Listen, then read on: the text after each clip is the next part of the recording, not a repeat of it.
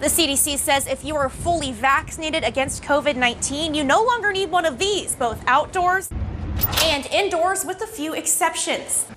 So sales associates say if you see something you like on the lot, it's wise to act quickly if you want to get behind the wheel of a new car. That's because inventories are low. The Williston Basin Petroleum Conference has ended, but earlier Thursday, former Secretary of State Mike Pompeo addressed issues of American energy security and its importance to the nation. Paleontologists here on site say the slower you look for fossils, the more you'll find. We're in for a unique election day in what can only really be called a unique year. North Dakota saw about 271,000 absentee ballots. Officials with the Department of Human Services say North Dakota has the highest number of children not involved in early learning programs before kindergarten. Pretty soon, this main stage behind me here will stand more than 50 feet tall, and workers are putting final touches on all of the construction here at the Morton County Fairgrounds. An 18-year-old man is dead following a motorcycle accident in Bismarck this morning. Bismarck police say a man has died following an attempt to take him into custody. Rescue crews are continuing to search for a 41-year-old man last seen in his kayak this afternoon near Kimball Bottoms recreational area. Chaos erupted in D.C. today. The U.S. Capitol is locked down this evening after rioters breached barriers surrounding the building. President Joe Biden directed U.S. military forces to carry out airstrikes against Iran-backed militia groups. The Bismarck Fire Department responded to a fire at a condo earlier this afternoon.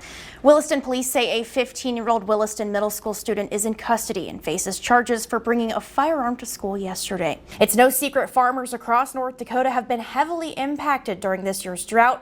However, soybeans are a later season crop, so farmers near Velva say there's still some hope for a good harvest there. But, you know, 90s is nice, but those low winds, that's what I'm really excited for. That's the best part, yeah. Thanks, Heidi. So going back to track, Haley, what would you say you would want to try out of that? What would I want to try? Yeah. I think pole vaulting's cool, but I'd probably die. I was going to say, after what Erlacher did today, that was pretty impressive. Today with those temperatures well above 100 degrees in some cities, which is pretty insane. Yeah, now is that hot enough to start cooking things on like the pavement, or I think what's so. Yeah, that threshold? you could probably fry an egg, right? You've heard of those stories before. I think we could have done that today here in North Dakota. Grief. Thousands of people crowded Main Street and the Strip in Mandan to catch a glimpse of the annual 4th of July parade. This house behind me here is the one that was promised to the Robinsons. The family of 4 moved to Bismarck from Alabama about a week and a half ago, and last week they started moving in their furniture when they got an unwelcome surprise. Half of our stuff is already put up. Lori Robinson and her family were forced to pack back up after just moving into their new rental home. We were going to get ready to move more of our things in, and that's when we were greeted by the realtors asking us why we were in the house, that this house is for sale. That's when the Robinsons found out their landlord, known as Ted Motley, didn't own the property at all. He gave me a lease. He told me the keys were in the mailbox. Lori found the listing through Facebook, had been in contact with the man who was posing as a landlord, signed a lease, and paid a deposit and rent, resulting in a total loss of more than $1,000. We checked this stuff out. We really, tried to do right and do everything like we should, and this guy was just a step ahead of us every time. The messages and paperwork looked promising to the Robinsons. He even contacted my children's school to confirm the lease to start my kids into school. Peril Grossman with the state's Consumer Protection Division says the pandemic has been the opportune time for scammers like this. It's so easy to say to people, I can't show you the property in person, but look, I have this video, here's these pictures, I'll email it all to you. The Robinsons are staying with Lori's sister and brother-in-law in Bismarck. Bismarck police say the investigation is ongoing. If you're worried that a listing you've seen might be a scam, report it to the Attorney General's office. We'll have information on how to do that on our website in Bismarck. Hayley Boland reporting for your News Leader. Of the 53 named individuals, all but 2 had died by the time the investigation commenced.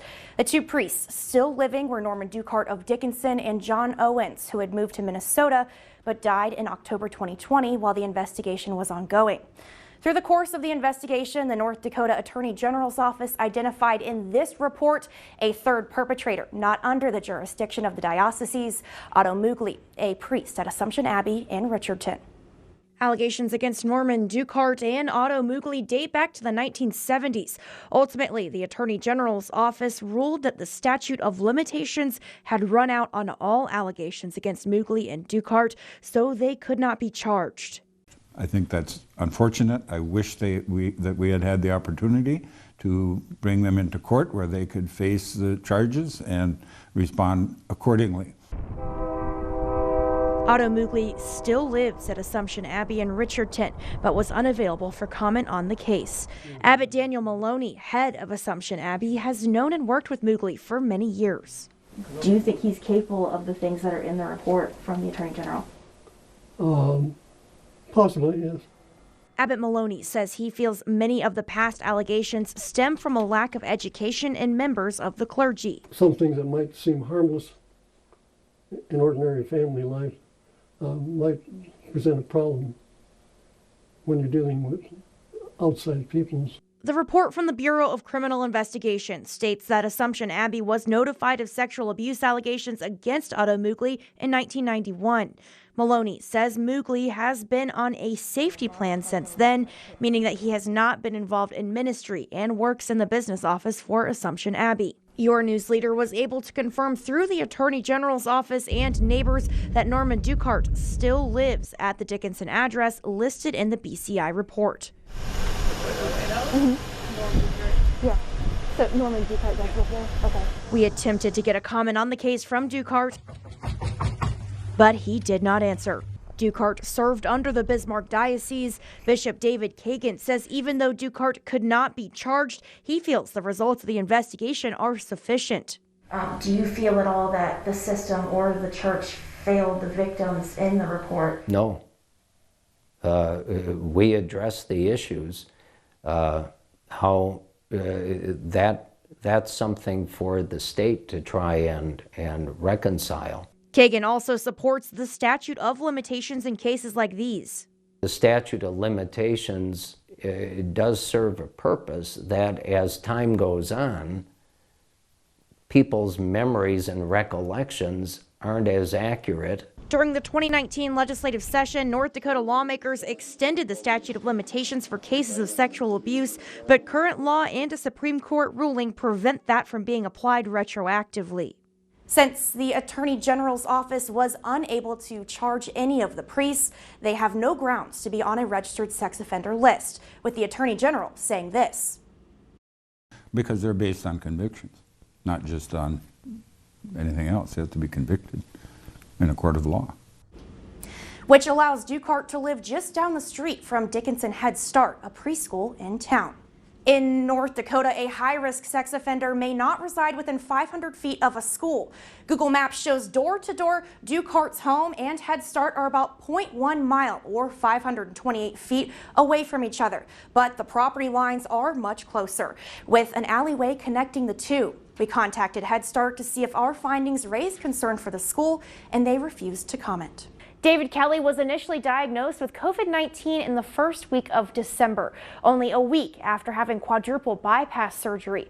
The 79-year-old spent more than 20 days in the hospital's COVID unit, but now, with the help of his physical therapist, his life is beginning to return to normal. With every lift and bicep curl, David Kelly is one step closer to having his full strength back. When I got out of the hospital, I couldn't sit or stand or even think about walking. After his stay in the COVID unit, Kelly had to learn to walk again. I had to learn everything all over again. In the COVID unit, I probably lost 30 pounds. I'm going to increase the weights for the next set. His physical therapist, Dr. Catherine Stalick, says Kelly was in a unique situation. We have seen a number of patients in outpatient therapy post-hospital stay for COVID. His was definitely the most significant that I've seen. Now they're working to get his strength back.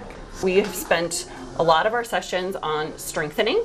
We've also focused on cardiovascular health, working on endurance. Strengthening the body of someone who already has a strong will. They didn't think I was going to make it. Every doctor that come in and looked at me said, And I wanted to prove them wrong. And that he has. After 3 months of hands-on physical therapy, Dr. Stalick says they're preparing to cut down his number of visits. Kelly says his next goal is to get back out on the golf course.